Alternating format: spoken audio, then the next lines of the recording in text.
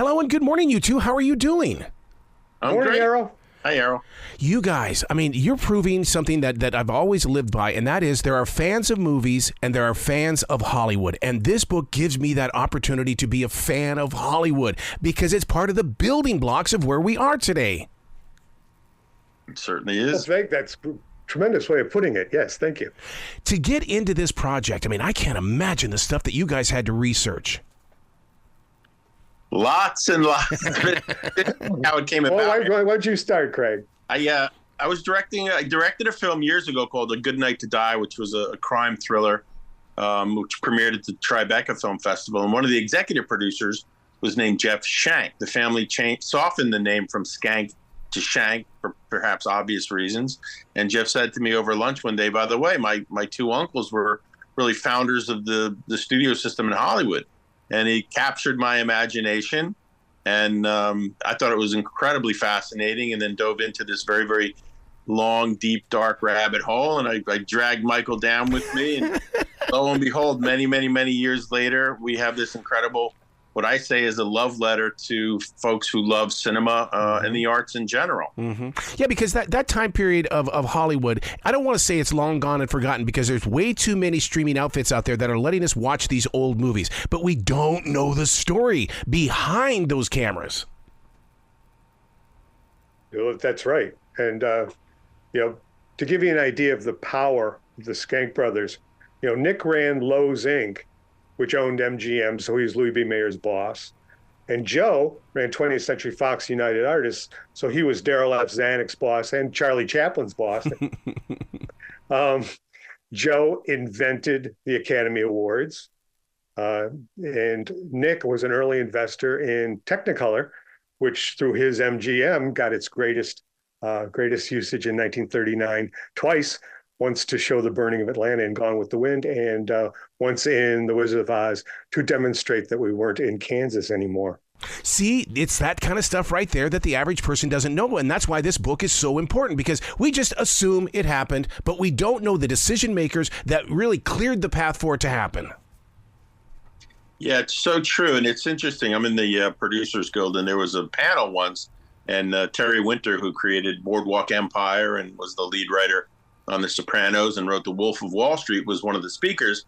And afterward, I said, Terry, have you ever heard of the Schenck Brothers? And his eyes lit up, and he's like, yeah, I can't believe nobody's ever done anything with those two. So when Michael and I completed the book, we brought it to Terry, and he was kind and generous enough to write us what I think is a spectacular foreword. When you talk about the Schenck Brothers being a part of two different, basically, companies, did this lead to that contract that all the actors had to eventually sign? You belong to us. Do not do a movie for them. You're in our corner. Well, sure. I think that all of the studios did their best to hang on to their stars, but they also lent stars out to other studios. There was a lot of cooperation between the studios, and part of that is because you have brothers, involved in four of them, and Nick has stock in Joe's companies, and Joe has stock in Nick's companies, and so it's really a very small group of men who are running things.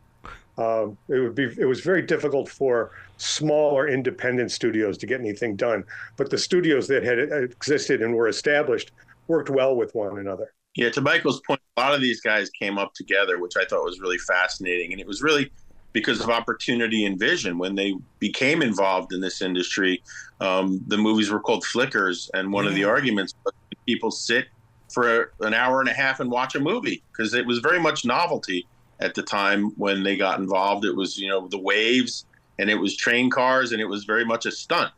And they became storytellers, and they really had the vision to create something that had never existed. So wait. You said flickers. Is that where the term "I'm going to go watch a flick" come from? Is that where it comes from? Yes. Oh my God! I see. I had no clue. Because you've seen old movies, the lights kind of go they flicker. And flickers were originally just another vaudeville act. Wow. Until it became half flickers, half vaudeville, three-quarters flickers, and some vaudeville, maybe one live act in a movie, and then all the theaters showed movies only.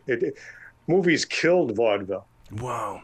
One of the things that you cover inside the book is the fact that the mob was coming to town. And you know, I don't think a lot of people understand that this wasn't just a Las Vegas or a New York thing. I mean, they were coming to Hollywood. They certainly were. And the Chicago mob installed the IATSE president who controlled the projectionist union. And they really said to the brothers, this is what you're going to do. And then the brothers were shrewd enough to say, okay, but no raises for the projectionists, which really benefited them directly. So, yeah, incredible. So everybody wins as long as you're not a projectionist. Even today, when I sit down and I talk with projectionists, man, they've got that confidence, man. It's when you walk into a theater and that projectionist is in there, I mean, it's like they're the real boss in that theater. That's true. I was a projectionist for 4 years. I could do a spit splice in the dark. And yeah, you're in charge. It's like a photographer at a wedding. You can just order people around. In the book, you also go into Buster Keaton, which I guess once again, this is tying so many stories together, and to see Buster Keaton's name in a modern day book, that just inspired me. Well, you know that the history up until the time we got to it was that Joe Schenck and Buster Keaton, former best friends who married sisters, had a falling out. Joe fired Buster because the General cost too much money to make and dished him off to MGM, to Nick's MGM, where Buster sort of fell apart because he didn't get to make his own movies anymore. And it occurred to me while I was doing it that Buster Keaton was a sort of a Jackie Chan, Tom Cruise type performer where he did his own stunts and he was always trying to one-up himself. And since Joe and Buster were married to sisters, I think through back channels, Joe got the message that he had to have his own movies taken away from him before he killed himself. But the problem was that being just another star at MGM sort of sucked out Buster Keaton's soul, and he started to drink. Today's action stars, the top stars, really revere Buster Keaton. While he might not be a household name, certainly within the industry, he's respected and revered, and never had a bad word to say about Joe. They remain lifelong friends, and they played poker and they went to the racetrack, and Joe was always regarded. Right. And when Joe was sick, Buster would come over and play cards with him, which is the scene that opens our book. Wow. So in reality, with the research that you guys have done, it's almost like you've kind of erased that image of I'm in the movie business, and you're bringing out the humanism of who they were as people. Well, thank you again. I think that's exactly what we were trying to do. Plus, it's not just a double biography or a film history. It works as a history of 20th century America. If you really want to know what it was like to be an American from 1900 to 1950, Moguls will do the trick. I do want to know what it was like, and maybe that's my connection to this, because I'm so addicted to black and white films, especially silent films, and to hear that Joe's wife was a silent movie star. My God, what was it like for that relationship when sound became possible? Well, have you ever seen Singing in the Rain? Lena Lamont, the actress, doesn't make the conversion to talkies because of her voice. And Norma Talmadge had made a living for 15 years with Joe as her husband and producer, making movies where she was the little girl in trouble and in the end was saved by her, a knight in shining armor. And once talkies started, she was a 35-year-old woman with a whiskey voice. Here's a howdy do. And it just didn't, she couldn't have sounded less like a little girl in trouble. And she made 2 sound movies, and that was it. It's interesting, when Marcus Lowe passed away and his widow asked Nick to take over MGM because her sons were too young, one of the conditions was that she honor John Gilbert's contract.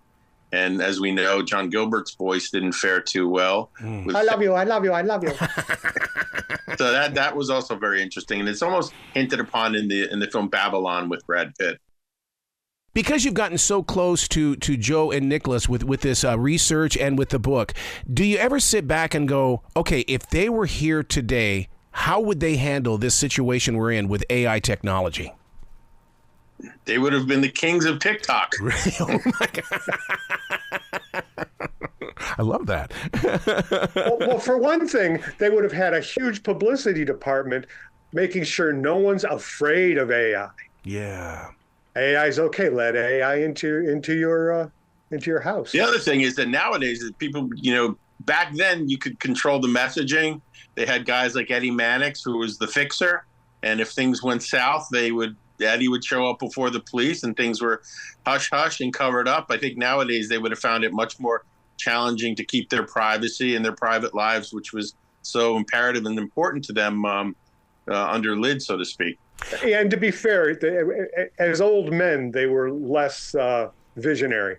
It was TV that eventually got them because they were suspicious of it. They were, movie guys. They saw TV as an end to the Loews theater franchise, which it pretty much was. But they didn't know what to do about it. And it would have been very easy to convert their studios into TV production houses, and then just, ABC could have been MGM. Yep. If they'd jumped on it immediately. Wow.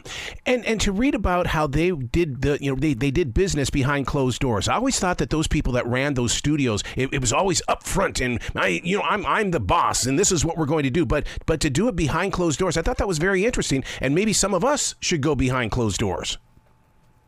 I'm behind a closed door right now.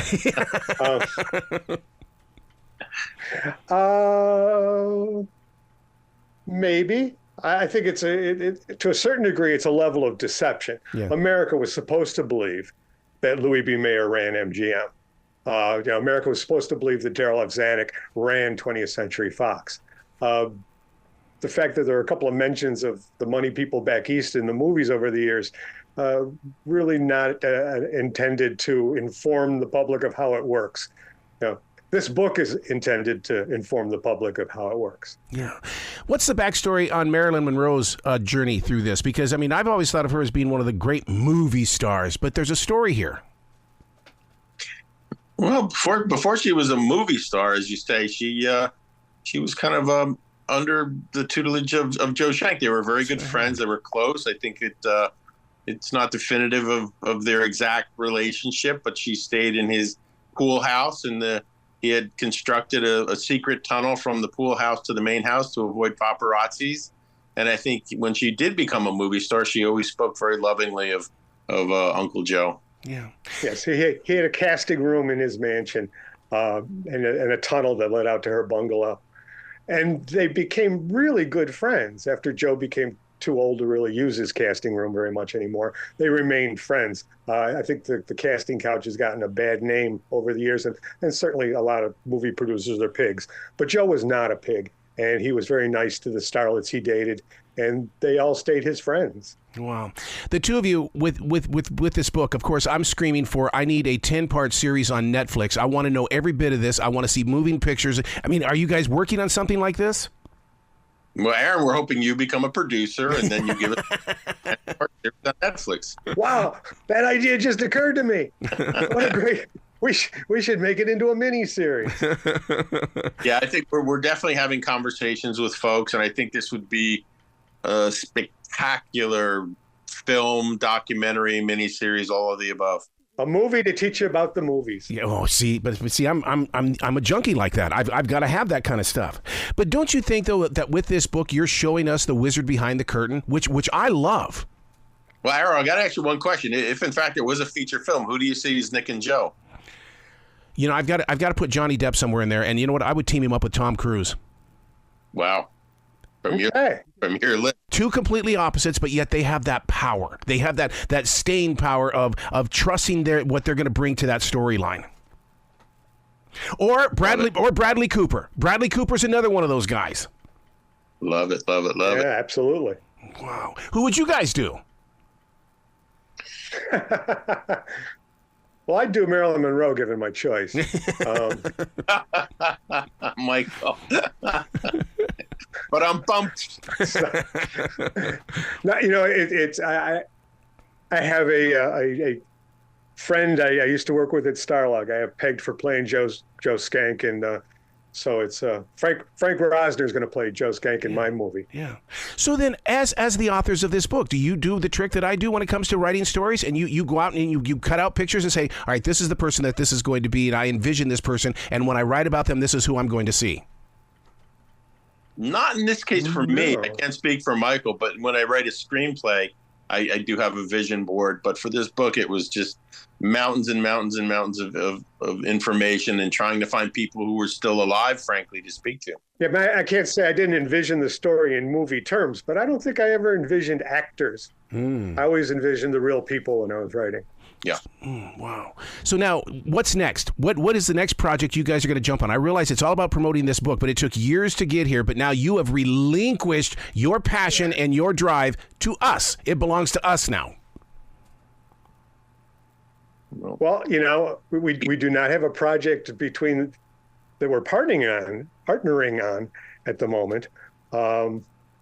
Craig can tell you what he's working on. I'm working on a book called Hollywood versus Nazis, which is an expansion of the studios versus the German-American Bund period during the Great Depression. See, once again, another area that we've always heard little rumors and little tips about it, but we don't really go into it as deep as what you're probably going to do.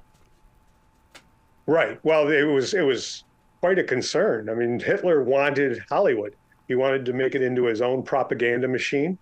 And although the studios received a great deal of criticism because they didn't pull the plug on German theaters as soon as they probably should have, at the same time, outside of the public view, they were financing a spy operation to infiltrate German-American Bund, Friends of New Germany, and preventing them from hurting the studios in any way. And will jump in and say I'm working on a few feature films. One is a thriller. Michael and I will say, have worked on some scripts in the past together, and I do give Michael all the credit for bringing Mogul to life because it was his talent and success in his previous work that enabled us to get tapped on the shoulder by the publisher and say, what do you want to do next? And Michael said, Moguls. So I want to publicly thank Michael for that. I'd like to publicly thank Craig because the first time I met him, he handed me a big box that was filled to the brim and overflowing with stuff about the Schencks. So I had a big head start when it came to research. You guys have got to come back to this show anytime in the future. The door is always going to be open for you. Thank you, Arrow. Well, you guys be brilliant today, okay? Thank you too.